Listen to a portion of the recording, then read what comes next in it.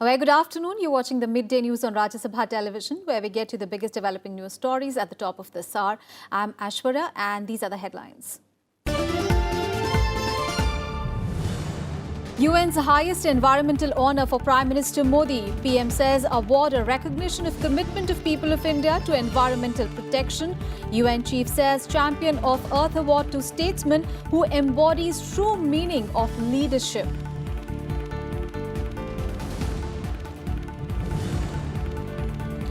Clean and cost-effective energy need of the hour, says Vice President M. Venkaiah Naidu. Pitches for tapping into nuclear energy to meet increasing energy demand in India that is estimated to grow at 4.2% per annum by 2040.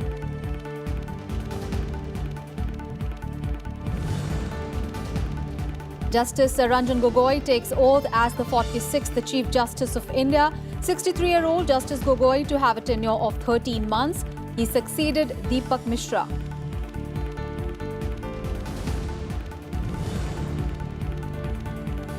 Two more lions die in Gujarat's Gir sanctuary, taking the total deaths to 23 since 12th of September. Chief Minister terms deaths very unfortunate, calls doctors from Delhi and Pune to examine the wild cats. Officers are trained to be probed to ascertain carelessness.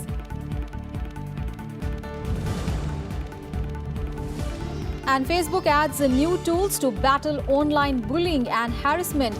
Users will now be able to hide or delete groups of offensive comments, including responses at one go. Social media giant also testing ways to help users search or block offensive words. The top story this afternoon, Prime Minister Narendra Modi has been honoured with the United Nations' highest environmental honour, Champions of the Earth Award. The award was presented by United Nations Secretary General at a special event in New Delhi. Prime Minister Modi has won the award jointly with French President Emmanuel Macron.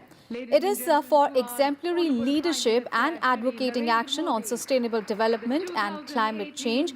Prime Minister Modi has won in the leadership category for his pioneering work in championing the International Solar Alliance and for his unprecedented pledge to eliminate all single-use plastic in India by 2022.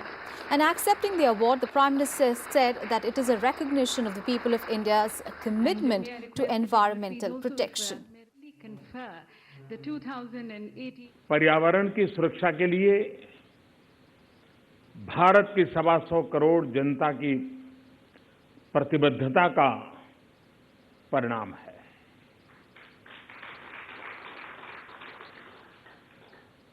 Champions of the earth award Bharat की उस नित्य नूतन चीज पुरातन परंपरा का सम्मान है जिसने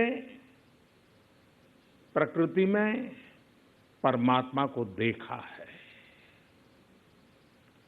जिसने सृष्टि के मूल में पंच तत्व पृथ्वी, आकाश, अग्नि, जल, वायु उसके अधिष्ठान का आह्वान किया है।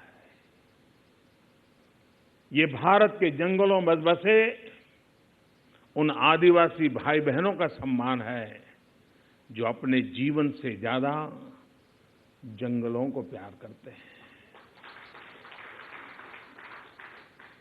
ये भारत के उन मछुआरों का सम्मान है जो समंदर और नदियों से उतना ही लेते हैं जितना अर्थ उपार्जन के लिए आवश्यक होता है। ये वो लोग शायद स्कूल कॉलेज में नहीं गए होंगे, लेकिन वो लोग मछलियों के प्रजनन के मौसम में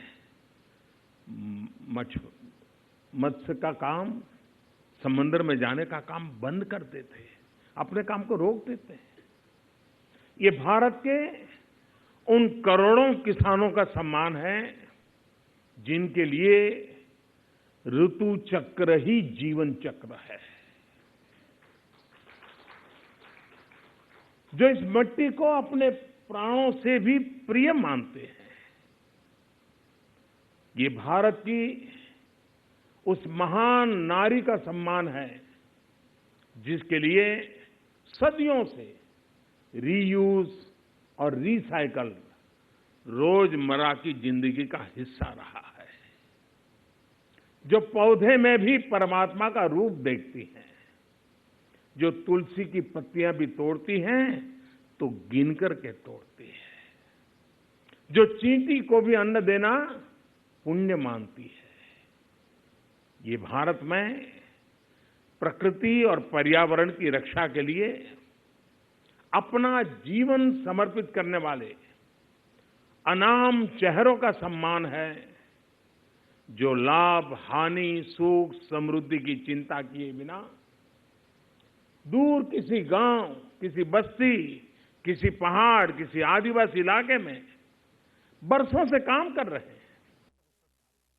And UN Secretary General Antonio Guterres said that the award is a recognition of Prime Minister Modi as a statesman who embodies the true meaning of leadership. We recognize a statesman who embodies the true meaning of leadership. Prime Minister Modi recognizes that climate change poses a direct existential threat to us all. Prime Minister Modi knows that we need to do what we need to do to avert catastrophe. And Prime Minister Modi understands the enormous benefits of climate action. Many other leaders also recognize, also know, and also understand.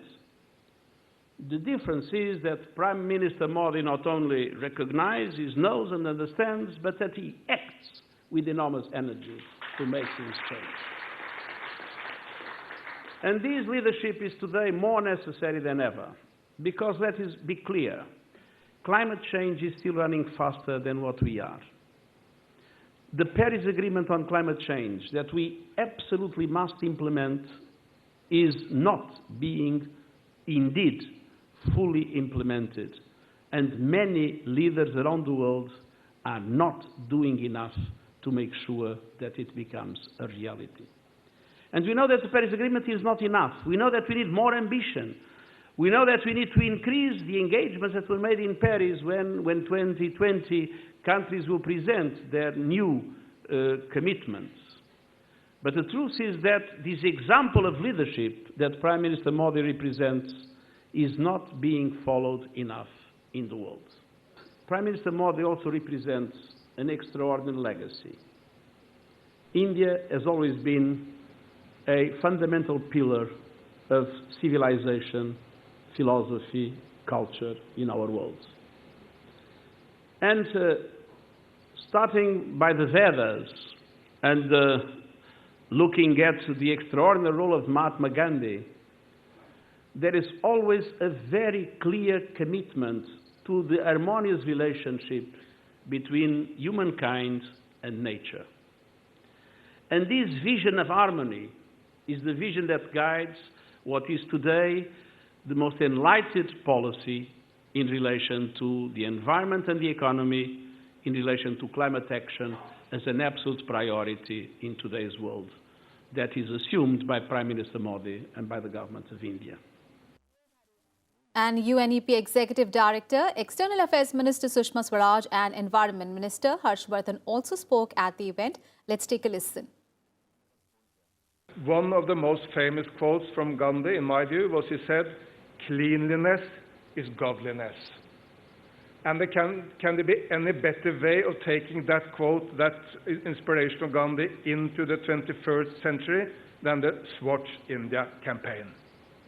Cleanliness is godliness, providing toilet to every single Indian, making sure that everyone in the countryside of India has a family toilet, avoiding the open defecation, making sure that there is much less pollution into the great rivers, to the Ganga, and to all the other rivers.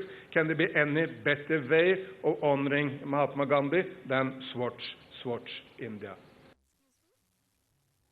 उस इच्छा शक्ति का सम्मान है जो उन्होंने दिखाई है। और आज भी पर्यावरण के क्षेत्र में जिस तरह का नेतृत्व प्रधानमंत्री कर रहे हैं, जब एसडीजीज बने थे, सस्टेनेबल डेवलपमेंट गोल्स, तो ये कहा गया था कि हम इस लक्ष्य को केवल तब प्राप्त करेंगे जब भारत इन लक्ष्यों को प्राप्त कर लेगा। अगर भारत ने प्राप्त नहीं किया तो हम फेल हो जाएंगे। लेकिन तब भी प्रधानमंत्री जी ने कहा था, उस समय वो यूएन में बोल रहे थे 2015 में, कि भारत केवल आपकी अपेक्षाओं पर पूरा नहीं उतरेगा, बल्कि समयावधि से पहले इन लक्ष्यों को प्राप्त करके कभी आपको फेल नहीं होने देगा। ये मैं विश्वास दिलाता हूं। ये पुरस्कार उस विश्वास का सम्मान है।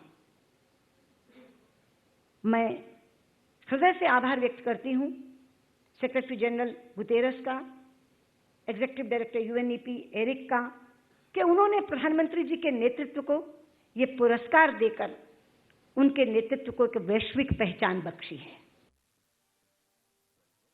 It is indeed a proud moment for all Indians. On behalf of my fellow countrymen, I thank the United Nations for honoring our Prime Minister for his outstanding and inspiring leadership and commitment in the arena of environment. On to some other news, Vice President M. Venkaiah Naidu has said that clean and cost-effective energy is the need of the hour. Addressing the international conference on recent developments in clean and safe nuclear power generation in Hyderabad today, he said that nuclear power is a cost-effective and commercially viable energy resource. He said that a developing country like India should make a good use of such an important energy source that is clean and cost-effective. The Vice President said that the country is witnessing an increasing demand for energy and the consumption is only bound to go further up by 4.2% per annum. And keeping the consumption in mind, he said that increasing the share of nuclear energy in the overall energy mix of the country is essential to ensure sustainable development.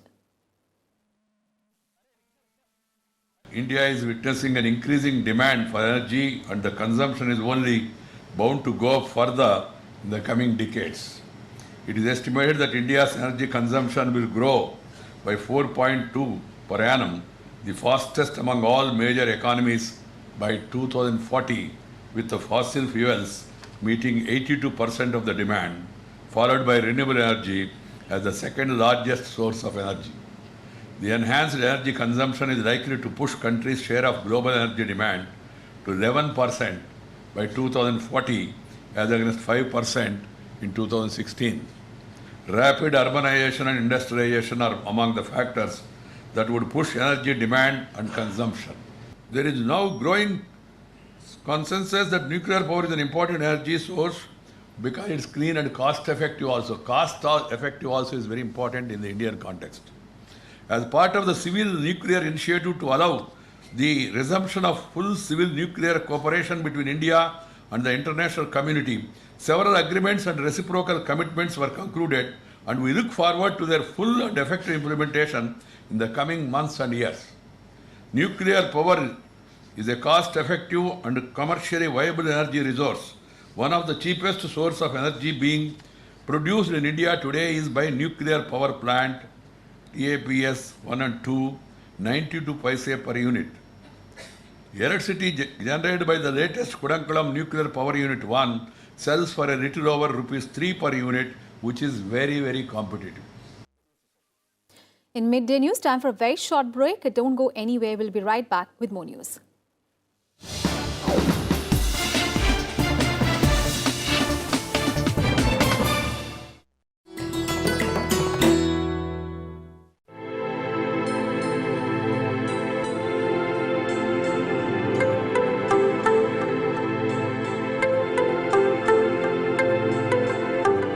Rabindranath Tagore was awarded the Nobel Prize for Literature in 1913 for his book Gitanjali.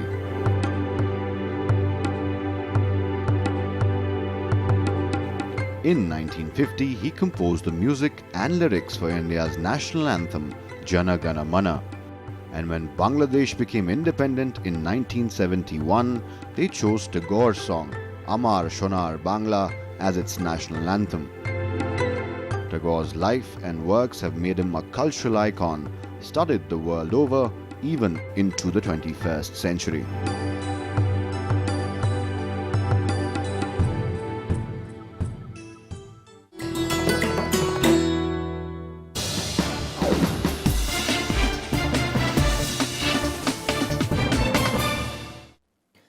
Justice Ranjan Gogoi was today sworn in as the 46th Chief Justice of India. Justice Gogoi succeeds Justice Deepak Mishra. President Ramnath Kovind administered the oath to the 63-year-old Justice Gogoi at a brief ceremony in Rashtrapati Bhavan's Darbar Hall. Justice Gogoi will have a tenure of a little over 13 months and he would retire on 17th of November next year. He began his legal career in 1978 as an advocate in the Guwahati High Court. In 2001, he was appointed as a judge in Guwahati High Court.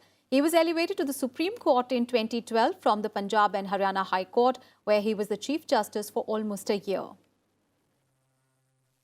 I, Ranjan Gogoi, having been appointed Chief Justice of the Supreme Court of India, having been appointed Chief Justice of the Supreme Court of India, do swear in the name of God do swear in the name of God that I will bear true faith and allegiance to the Constitution of India as by law established, that I will bear true faith and allegiance to the Constitution of India as by law established, that I will uphold the sovereignty and integrity of India, that I will uphold the sovereignty and integrity of India.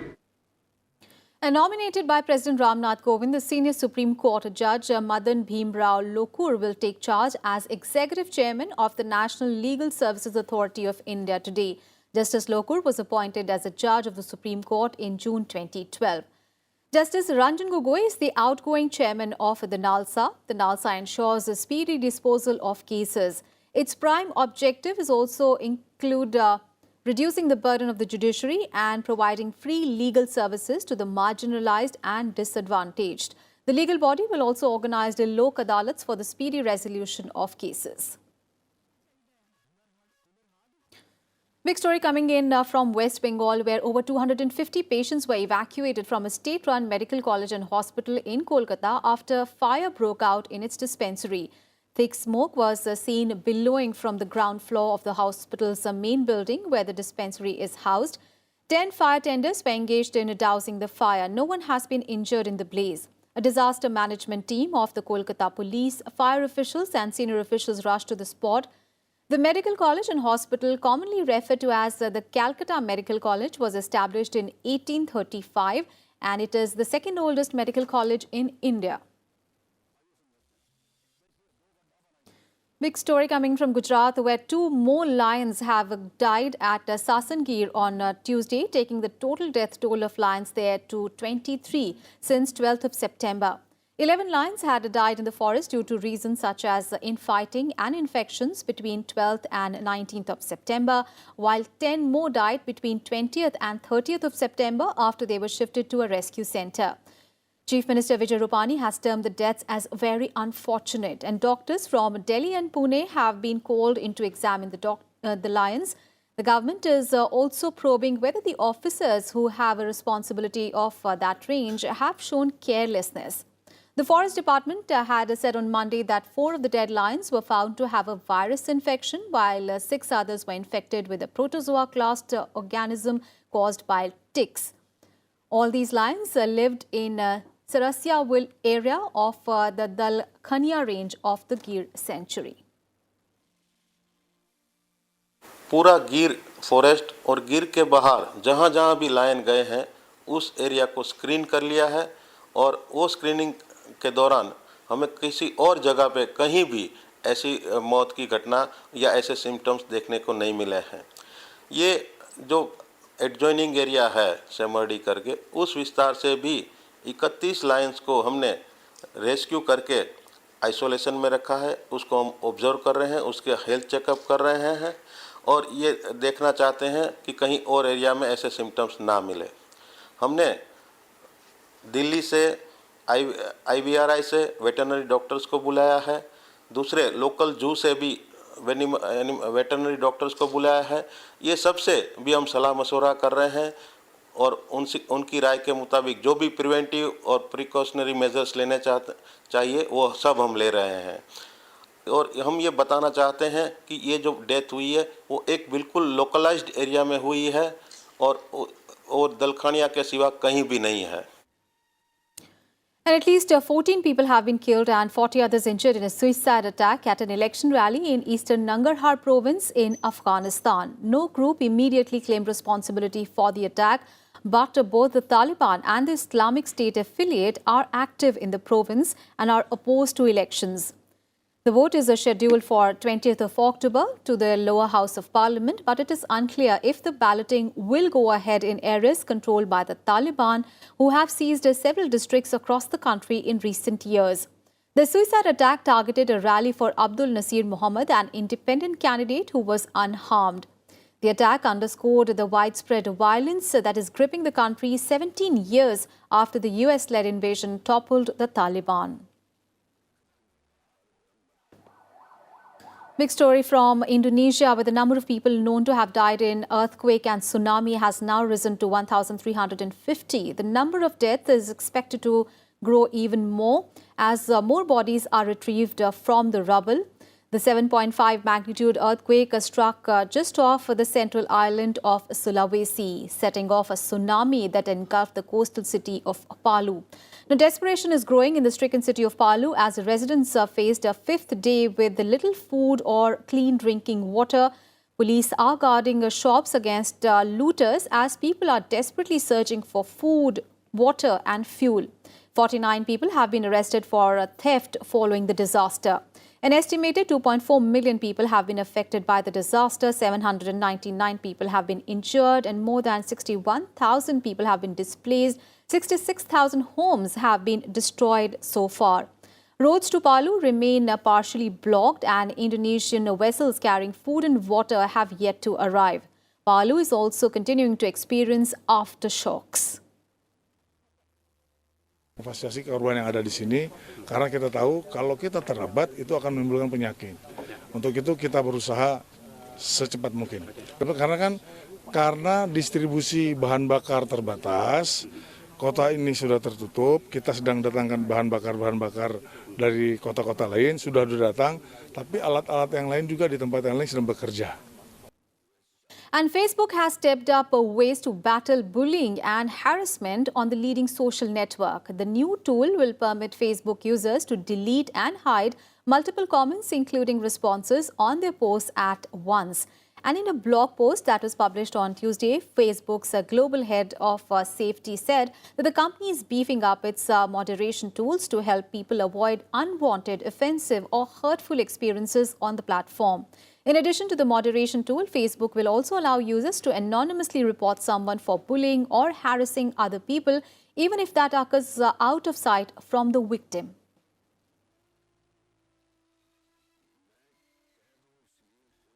Some more international news now. Here is the World Wrap. Iraq elected Kurdish politician Barham Salih as their president. Salih immediately named Shiite Abdul Mahdi as prime minister designate, ending months of deadlock after an inconclusive national election in May. In Iraq, a Kurd holds the presidency, which is a largely ceremonial role, while the prime minister post is reserved for a Shiite and the speaker of parliament a Sunni. Barham Salih is considered a moderate, non-sectarian reformer with good ties with the West and neighboring Iran and Turkey. Indra Nooyi's 12-year tenure as PepsiCo CEO came to an end as she hands the reins to company president Ramon Laguta. Nooyi will stay on as chairman until early 2019. Nooyi, a trailblazer who is among the few women who have helmed Fortune 500 companies, has spent much of her past 12 years as chief executive. She said a lot of fuel is still left in her tank and she looks forward to doing something different with her life now.